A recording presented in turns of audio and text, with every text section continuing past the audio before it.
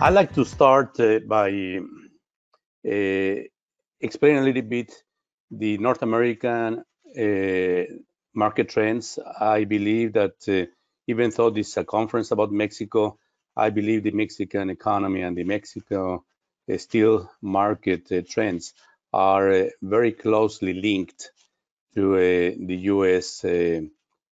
So, as we all know, the COVID-19 had a very negative effect in all the economies around the world. United States was not the exception to it. And specifically in the month of April, May, most of the activities in the United States suffered by the closing of the economy. However, we started to see some recovery in some industries, and specifically according to the Federal Reserve, the industrial production of United States had a recovery of 1.4% during the month of May. Today we are going to talk about, will be the agenda. We are going to talk about the economic impact, the impact in the steel industry in Mexico, the effect of the initial sector that we are using steel, in particular for the transport sector. And we also are going to talk a little bit about the trend for steel production and demand, and some closing remarks. We need to remember that the construction sector has been affected not only just for the pandemic. It has been affected since 2018, and in particular the second half of 2019, the construction sector has been affected because in Mexico we don't have enough projects this market for the steel sector of the construction in Mexico has been affected since then. Moment, what I want to share with you is how is the context and how is the outlook for the final user's perspective in the steel industry. So what I want to share is some key highlights on what we are doing as a final user, and what is the information that we are tracking, and how are we evaluate the scenarios for our future. The expert estimation for our GDP is the 6% below, so that means that it is the negative scenario for the whole industry.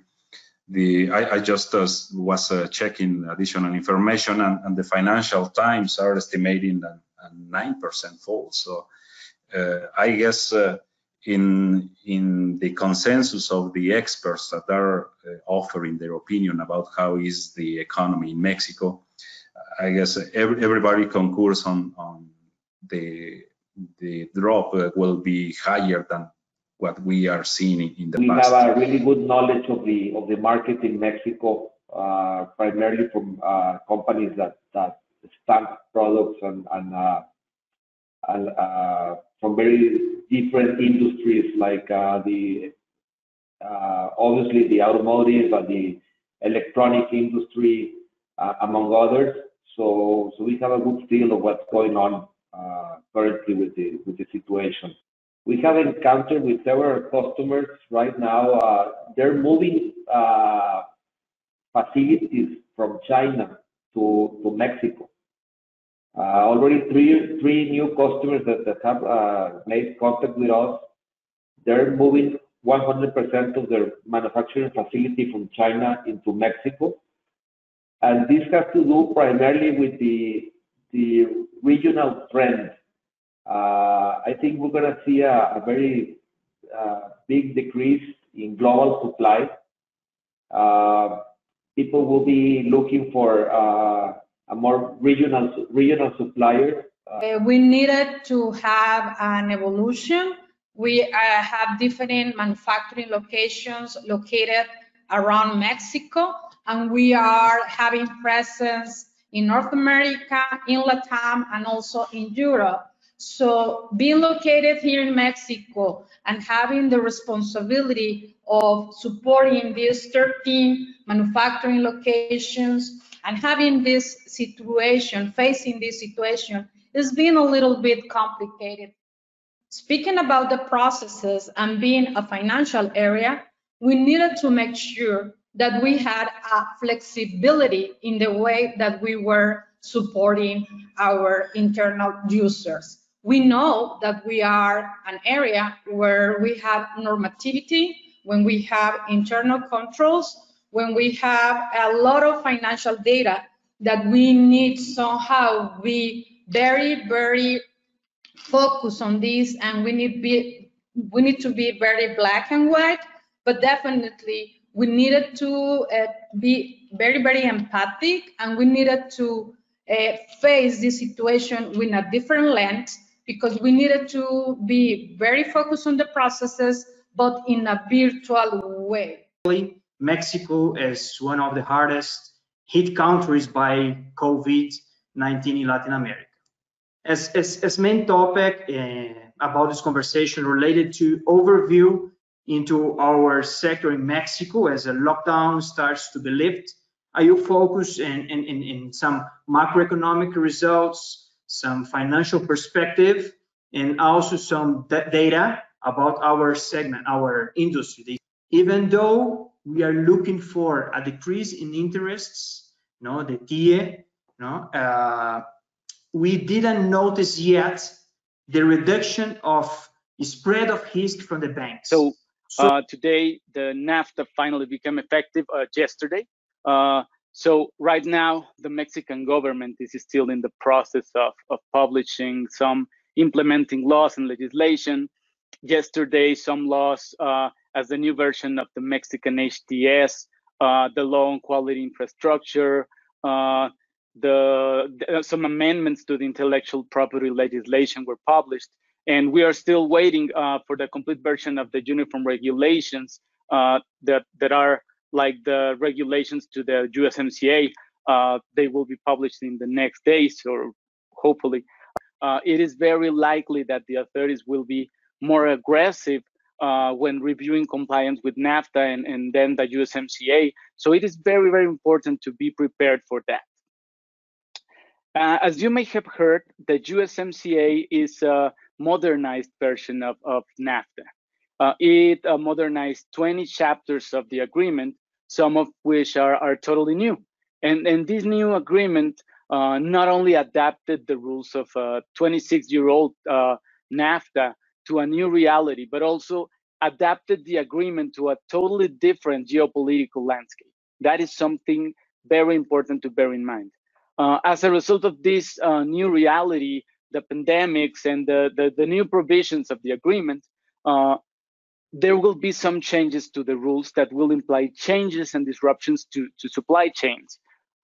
This may represent a challenge, but also this may represent an opportunity for all the players in the industry. I know that we are living in a difficult times, but it is time to look for the opportunities that we have regarding COVID-19. So I want to be optimistic, and I will talk about a couple of things that we are doing that we are doing in order to fight against the COVID-19. The American government, they are spending a lot of money in the last weeks in order to move the economy. For example, the PMI index, this index takes measure of the activity of the manufacturing. So, for example, yesterday, the PMI was published, and increase is the largest increase since August of 1980. It's almost 10 points. A reading above 50% indicates that the manufacturing economy is generally expanding. Below, on the other hand, is contracting. So at this time, I think that the opportunities, because the demand is increasing, it's a good opportunity for the Mexican companies like us. I mean, no doubt that the American economy is going to recover faster than probably expected. The federal government is injecting a substantial amount of money into the economy. We see it in Texas specifically, but again, I think it is unknown what is going to happen in the next weeks or a couple of months, as the second wave of the COVID may have a negative impact on the consumption. We have obviously an election year, and the government is trying to have a recovery on the activities of the economy as soon as possible. So yeah, you're right. I mean, the impact of the federal government injecting this tremendous amount of money into the economy is a factor that has to be considered as well. Right now, new orders for this third quarter that resemble what we were supplying prior to the stoppage. So it looks a little promising, but like I mentioned before, I'm a little skeptical about how this looks more like a replenishing of inventories rather than just going back to normal. And I think that we're going to see the reality, the harsh reality in the fourth quarter, when they realize that sales are down 50% or 40% or whatever the number is, and they're going to start then buying less. So that's what I fear a little bit about this false third quarter getting back to work, at least for the auto industry. It's no secret that the demand is not going to be there, but they still need to replenish those inventories for now.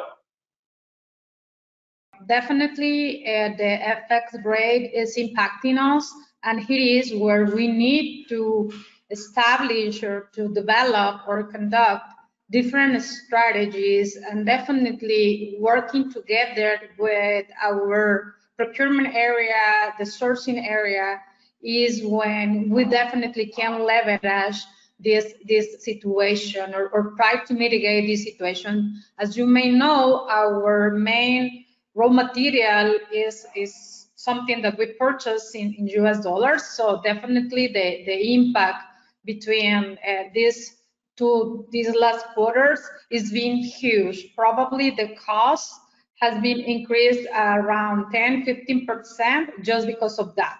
So definitely conduct different strategies, evaluate second sourcing, evaluate some probably different sources, different products, even different type of products and substitutes that can support us during this impact. Hi, good afternoon, everyone. Thank you for this opportunity. This is Luis Guerrero from Donaldson, Mexico. It's very interesting to hear everyone talking about the steel and the steel prices and all the tendency that we will follow up. What I want to know is which is the price that you think we will follow up or we will see in the future months? Because as a buyer, I know that at this time it's a difficult time to buy steel because the price, is very, very low. But in the some time, we will face an increase in the price. But I want to know if you know which is the forecast for this price in the general market for the steel, which is your thoughts? I mean, what are you expecting regarding the forecast for the steel prices? Hi, I would say that since some time ago the price that we can follow for your kind of company is the CRU factor. It's the number that we are seeing and that we can follow for the next future. And this is because even that at this moment, you are going to find some different prices in the market. Change with because of the exchange rate in the domestic market. If we have this base of in dollars and we follow the CRU index, you can see you can have a better option by the future, because we are going to see again more, as I said in the USMCA, that coming from the 2021, it will be better in that way. So in the region, it's better to have that kind of index, even if that we can have more prices that coming from the imports. It is true that at this moment it's very difficult to see that, but always this index can give us a better perspective of how it's going to happen in the market. I wanted to ask a question in this respect, because when MMSteelCLub asked participants in previous webinars about how this crisis is going to change their business, so if I'm not mistaken, risk management was the most popular answer. So in terms of price risk management, we think that this is easier said than done, not least because such function in many companies just doesn't exist. Or price risk management in the steel supply chain requires a teamwork of purchasing, sales, and financial departments at least. So I would like to know your opinion, how can we tackle this problem as an industry, and who should be in charge?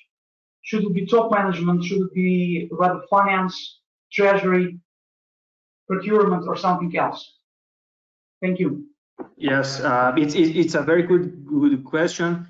Thanks, and I'd like to make a link with Nancy mentioned about the technology. For example, it's one of the challenges. It's not just look for cash right now that you need to survive, but looking for 2 years ahead.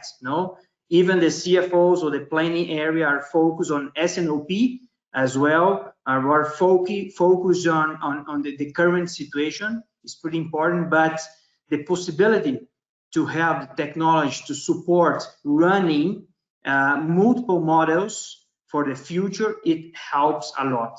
And answer a bit of your question, it involves, in our case, we have a very good merge between S&OP and strategic planning. They do a link with all the areas, supply chain, the commercial area, the industrial area. So we are trying to put all of these assumptions in a model, talking about technology, into running multiple scenarios to try to anticipate something in the future. Thank you. With respect to the opportunities and the possibility of getting the most of them, well, I believe that we need to be creative, and in this scenario where we are seeing changes in the supply chain, we need to be able to see that those opportunities, as I was saying at the end of my presentation, there will be some opportunities to jump in for those that are able to meet the actual rules that are now in the new agreement, and also for those that are able to demonstrate that they comply with these new rules. So we need to be able to be there, and I think that's where the possibility of getting the new opportunities will be. Months.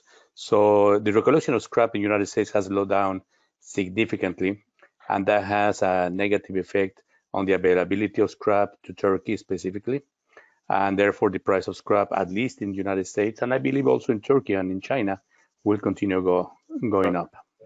Well, as Enrique said, it's not just the scrap, it's also the other raw materials that we are seeing. The iron ore and the coal and the pellet are not decreasing the prices as we expected. So I am not seeing any significant change on the scrap prices. Perhaps the impact we will receive it is from the collection, and maybe it is more related to the contingency to the COVID, because perhaps the number of the participants in the market on the scrap, it is going to be reduced. I mean, not all the companies will be able to survive in this contingency, but I am not expecting any significant change from that. Right now, I think that there is enough material in the market, so there is not time to speculate. And I think I will see a floor for $500 per metric ton in the near future. because there is not space to go down a lot the price. The cost pressures, it gives us a power to the price. But at this time, again, there is enough material in the market because the demand is a little bit softer because all the automotive industry just reopen it in the last week. So, but I think this quarter it will be a good just to wait and see, and maybe the last quarter it will be good season to restock.